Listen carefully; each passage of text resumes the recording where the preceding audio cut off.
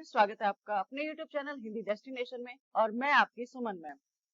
Students, आज मैं child psychology के 30 क्वेश्चंस लेके आई हूँ जो बार बार पूछे जाते हैं सीटेट में और जो दूसरे स्टेट्स के टेट्स हैं उनमें पूछे जाते हैं। कोई भी टीचिंग एग्जाम होता है तो ये प्रश्न पूछे ही पूछे जाते हैं। तो केवल 10 मिनट में आपके 30 ऐसे प्रश्न हो जाएंगे जो निश्चित रूप से आपको क्वेश्चन पेपर में देखने को मिलेंगे। तो पहला प्रश्न है, शिक्षण अधिगम प्रक्रिया का मुख्य उद्देश्य क्या है? केवल ज्ञान देना, सर्वांगीण विकास करना, परीक्षा में अंक दिलाना, अनुशासन बनाए रखना। देखिए, शिक्षण अधिगम प्रक्रिया का कभी भी उद्देश्य अंक दिलवाना और केवल ज्ञान देना नहीं होता, हमेशा होगा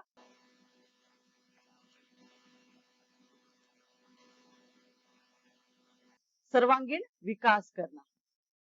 बालक की शिक्षा का आधार होना चाहिए, यानी बच्चे को शिक्षा किस आधार पर देनी चाहिए? शिक्षक का अनुभव, बालक का अनुभव और रुचि, माता पिता की इच्छा और पाठ्य पुस्तक। तो इसमें आएगा बालक का अनुभव और रुचि। बालक के इंटरेस्ट के हिसाब से हमें हमेशा शिक्षा देनी चाहिए कि बच्चा कैसे सीखेगा और कौन सी चीज सीखना चाहता है। अधिगम सिद्धांत किससे संबंधित है? ज्ञान के संग्रह से, ज्ञान प्राप्ति की प्रक्रिया से, परीक्षा प्रणाली से और विद्यालय भवन से। तो इसमें आएगा ज्ञान प्राप्ति की प्रक्रिया से। अधिगम का मतलब क्या होता है कि बच्चा लर्निंग सीख क्या रहा है। तो ज्ञान का संग्रह तो होगा, लेकिन वो किस तरह से हो, बच्चे तक ज्ञान पहुंचे कैसे, इस बात की का डिस्कशन किसमें सिखाया जाता है? अधिगम सिद्धांत में हम ये चीज सीखते हैं। बाल मनोविज्ञान शिक्षा में क्यों आवश्यक है? शिक्षक को आकर्षक बनाने के लिए, बालक की आवश्यकताओं और रुचियों को समझने के लिए, समय व्यतीत करने के लिए और केवल अध्यापन तकनीक के लिए। इसमें उत्तर होगा बालक की आवश्यकताओं और रुचियों को समझने के लिए।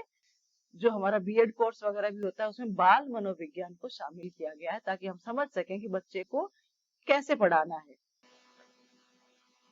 निर्माणवाद किससे संबंधित है? याद कराना, रटवाना, अनुभव से सीखना और अनुशासन कराना। तो इसमें होगा अनुभव से सीखना। बच्चा पहले उस चीज को समझे और फिर उसको अपने जिंदगी में अप्लाई करे। सर्व शिक्षा अभियान का मुख्य उद्देश्य क्या है? सर्व, सबके, शिक्षा, शिक्षा, यानी सबकी शिक्षा जो अभियान चला गया है वो तो इसके इसी शब्द से हमें समझ में आ रहा है सभी बच्चों को प्राथमिक शिक्षा देना इसका मुख्य उद्देश्य है। यानी कोई भी बच्चा प्राथमिक शिक्षा से वंचित ना हो, कम से कम प्राथमिक शिक्षा तो वो ले ले।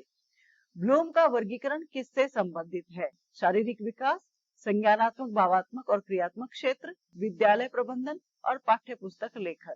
तो ब्लूम ने जो वर्गीकरण दिया है वो संज्ञानात्मक, भावात्मक और क्रियात्मक क्षेत्र से संबंधित है। फॉर्मेटिव मूल्यांकन का मुख्य उद्देश्य क्या है? देखिए, फॉर्मेटिव मूल्यांकन वो मूल्यांकन है जो बच्चे का पूरे सेशन में चलता रहता है। तो इसका उद्देश्य क्या है? वार्षिक परीक्षा लेना नहीं, सीखने की प्रक्रिया में सुधार करना, ये इसका मुख्य उद्देश्य होता है। फॉर्मेटिव मूल्यांकन कब किया जाता है? पाठ्यक्रम पूरा होने पर, सीखने की प्रक्रिया के दौरान, वार्षिक परीक्षा में और किसी कक्षा को पास कराने हेतु। फॉर्मेटिव मूल्यांकन जब कब शुरू हो जाता है? पहले दिन से, और लास्ट एग्जाम होने तक ये चलता ही रहता है।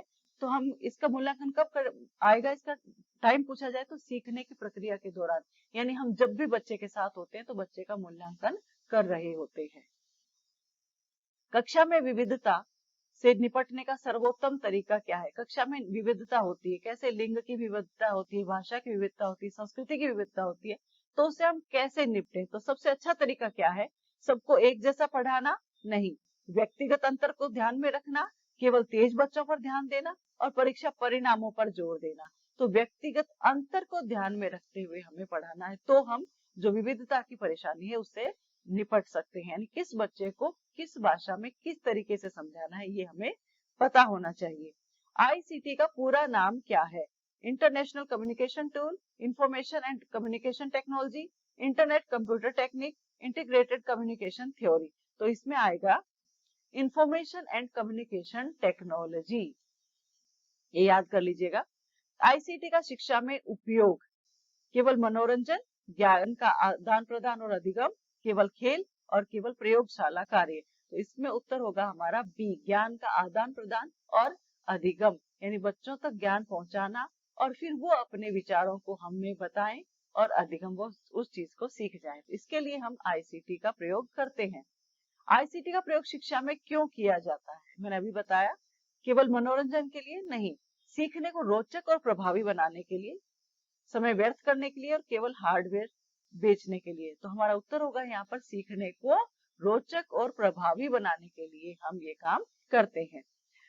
कंप्यूटर असिस्टेड इंस्ट्रक्शन CAI का लाभ है, क्या फायदा है, क्यों हम उसको यूज कर रहे हैं? व्यक्तिगत गति से सीखने की सुविधा, सबको एक जैसा पढ़ाना, केवल शिक्षक पर निर्भर रहना और केवल परीक्षा लेना।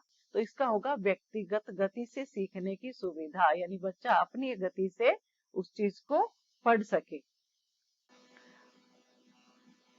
15वां प्रश्न है, CAI का मुख्य उद्देश्य कंप्यूटर से खेल खेलना, शिक्षा प्रक्रिया में कंप्यूटर का सहयोग लेना, केवल परीक्षा कराना और कंप्यूटर खरीदना। तो इसमें होगा शिक्षा प्रक्रिया में कंप्यूटर का सहयोग लेना, शिक्षा को और प्रभावी बनाने के लिए हम कंप्यूटर का प्रयोग करते हैं। तो ये CAI का उद्देश्य है।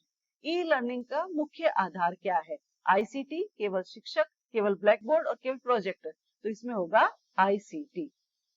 CAL कंप्यूटर असिस्टेड लर्निंग से क्या लाभ मिलता है? छात्र को व्यक्तिगत अधिगम का अवसर, शिक्षक का कार्यभार बढ़ना, केवल पुस्तकों पर निर्भरता और शिक्षा नीरस होना। तो इसका उत्तर होगा छात्र को व्यक्तिगत अधिगम का अवसर देना।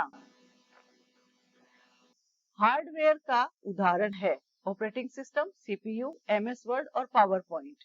तो इसका उत्तर होगा CPU। हार्डवेयर क्या होता है? जिसको हम टच कर सकते हैं। बालक की रुचि और आवश्यकताओं के अनुसार शिक्षा देना कहलाता है विषय केंद्रित शिक्षा, शिक्षक केंद्रित शिक्षा, बालक केंद्रित शिक्षा और परीक्षा केंद्रित शिक्षा।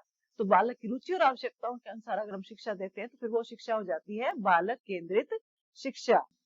आईसीटी में कम्युनिकेशन का अर्थ है केवल मौखिक संवाद, सूचना का आदान प्रदान, परीक्षा लेना, हार्डवेयर का उपयोग करना। तो आईसीटी में कम्युनिकेशन का मतलब है सूचना का आदान और प्रदान।